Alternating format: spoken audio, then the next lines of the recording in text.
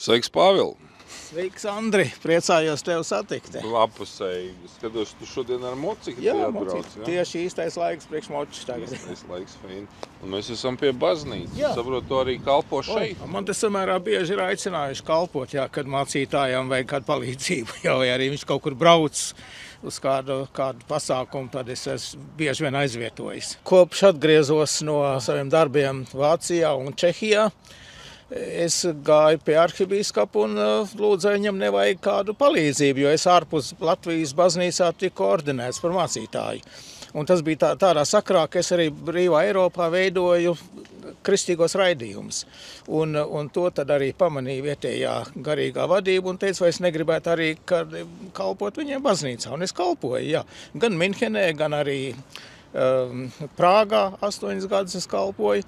Un tad atbraucu uz Latviju un teicu arhibīskapam Jānim Vanagam, teicu, ka es labprāt arī, ja viņam kaut kur kāda vakanta vieta, kaut kur tālu laukos nav. Jā. Tad arhibīskapam Vanagkungam vietnieks. Jā, un viņš man teica, viņš teica, ko tu vispār domā darīt? Es teicu, es tā gribētu varbūt kaut kur turpināt par žurnālistikā, kaut kur vai no radio vai avīzē kādā, kur man pieņems, un arī man ir viens lauku arī saimniecības, domāju, es arī ar to nodarbošos.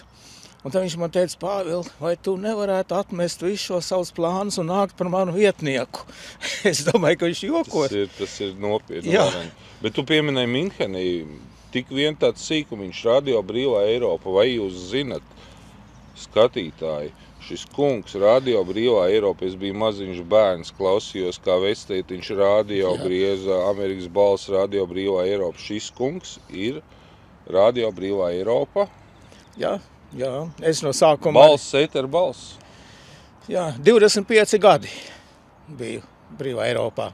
Tā teikt, padevā latviešu tautai tās ziņas, kas tajā brīdī likās būtiskas, interesantas ārpus mūsu dzelzs sienām, kas notiek. Jā, un viens no maniem galvenajiem uzdevumiem bija arī rūpēties par to, lai tās ziņas no Latvijas, tādas pretestības kustības arī tiktu publicētas arī rietumos un arī viņas nonākt atpakaļ Latvijā.